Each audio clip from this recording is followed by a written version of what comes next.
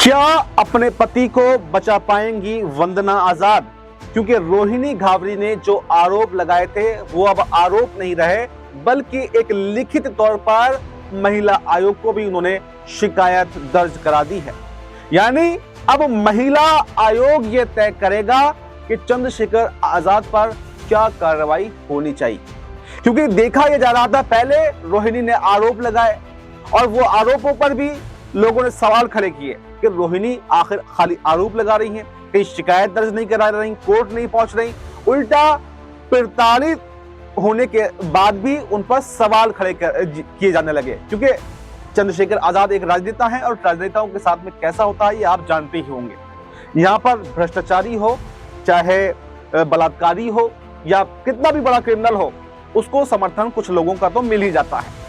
मैं ऐसा चंद्रशेखर आजाद के समर्थन में नहीं कह रहा हूं, उनके विरोध में नहीं कह रहा हूं, लेकिन ये देखा गया है आमतौर पर कि जो रेप का आरोपी होता है, दुष्कर्म का आरोपी, हत्या का आरोपी, हर घोटाले का आरोपी, भ्रष्टाचार का आरोपी, उसको भी जनता समर्थन दे देती है। और ये पहली बार नहीं है, कोर्ट से दोष सिद्धि के बाद में भी ऐसे कई मामले सामने आए हैं। और आप देख सकते हैं अमृतपाल सिंह, जिसको भारत सरकार आतंकवादी घोषित कर चुकी है, एनएसए के तहत उस पर मुकदमा चल रहा है, लेकिन सांसदी का चुनाव लड़ता है जेल से और जीतता भी है और आज भी जेल के अंदर बंद है।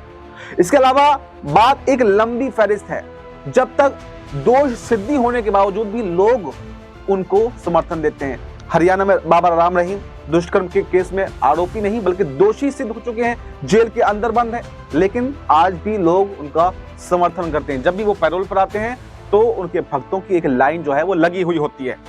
तो ये कोई नई बात नहीं है कि यहाँ पर जो पीड़ित पक्ष होता है उसको भी दबाने धमकाने की कोशिश की जाती है, और ऐसा ही यहाँ पर रोहिणी घावरी के साथ भी हो रहा है। देखिए, हम इस बात की पुष्टि नहीं करते कि रोहिणी के आरोप सच हैं या गलत हैं, झूठे हैं, सच्चे हैं, लेकिन जिस तरह से वो अपनी आवाज को बुलंद कर रही है, अपनी आवाज को उठा रही है, उससे एक बात तो लग रहा है कि कुछ ना कुछ सच्चाई तो है।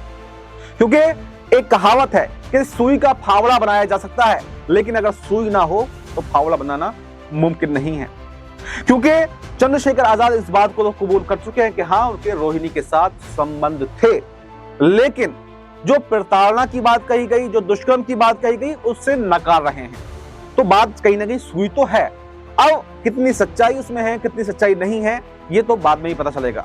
लेकिन रोहिणी घावरी ने महिला आयोग पहुंचकर ये बता दिया कि वो डरने वाली नहीं है। उनको कितना भी आरोपी बनाया जाए, कितना भी उनके ऊपर एक्शन लिया जाए, कितना भी उनके ऊपर जो है एलिगेशंस लगाए जाएं, लेकिन वो डरेंगी नहीं, वो झुकेंगी नहीं। और उन्होंने साफ साफ लिखा, अपना पत्र जो था उन्होंने सोशल मीडिया पर साझा भी किया। उन्होंने पूरा ब्यौरा दिया कि कब वो स्विट्जरलैंड गई, कब से उनके संबंध चंद्रशेखर आजाद के साथ में हुए, क्या क्या वादा उनसे किए गए, क्या क्या झांसे उनको दिए गए, और इसके अलावा कितनी और लड़कियों से उनके संबंध थे। ये पूरा ब्यौरा यहाँ पर रोहिणी घावरी ने दिया है। तो ऐसे में कहीं ना कहीं ये देखा जा रहा है कि चंद्रशेखर आजाद की मुश्किलें बढ़ सकती हैं, और ऐसे में सबसे बड़ा नाम अब वंदना का आ रहा है। वंदना आजाद का जिक्र हो रहा है, क्योंकि वंदना आजाद चंद्रशेखर आजाद की पत्नी है, और ऐसे में सबसे बड़ी जिम्मेदारी अगर कोई दुष्कर्म के केस में, ऐसे केस में फंसता है, तो पत्नी की भी होती है कि पत्नी अपने पति के साथ में खड़ी है या फिर पत्नी जो है पीड़ित पक्ष के साथ में खड़ी है। क्योंकि ये कहा जाता है कि महिला का दर्द एक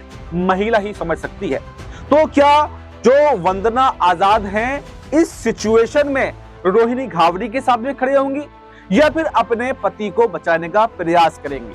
क्योंकि काफी केसों में देखा गया है कि पत्नी अगर पति के खिलाफ खड़ी हो जाए तो कहीं ना कहीं वो दोषी होता है, क्योंकि पत्नी कभी भी अपने पति का साथ नहीं छोड़ना चाहती है, हमेशा उसके साथ में खड़ी रहती है। लेकिन यही वो मामला होता है, दुष्कर्म का मामला, रेप का मामला, जहां पर एक औरत के साथ में खड़े होना पसंद करती है, बल्कि वो अपना पति, भाई, बाप, बेटा सब भूल जाती है। ऐसा बहुत सारे केसेस में देखा गया है। तो अब सबकी नजरें वंदना आजाद पर बनी हुई हैं कि वंदना आजाद का इस पर क्या रिएक्शन रहता है। क्या वो रोहिणी घावरी के साथ में आ जाएंगी और चंद्रशेखर आजाद को दोषी ठहराकर रहेंगी, क्योंकि महिला आयोग से मामला जुड़ गया और एक औरत वाला मामला है, तो या फिर अपने पति को बचाने के लिए वो महिला आयोग से भी भिड़ जाएंगी और रोहिणी घावरी से भी भिड़ जाएंगी। तो ये देखना आप काफी दिलचस्प होने वाला है कि वंदना आजाद का अगला कदम क्या रहने वाला है, रोहिणी आजाद के साथ में आती हैं या फिर नहीं।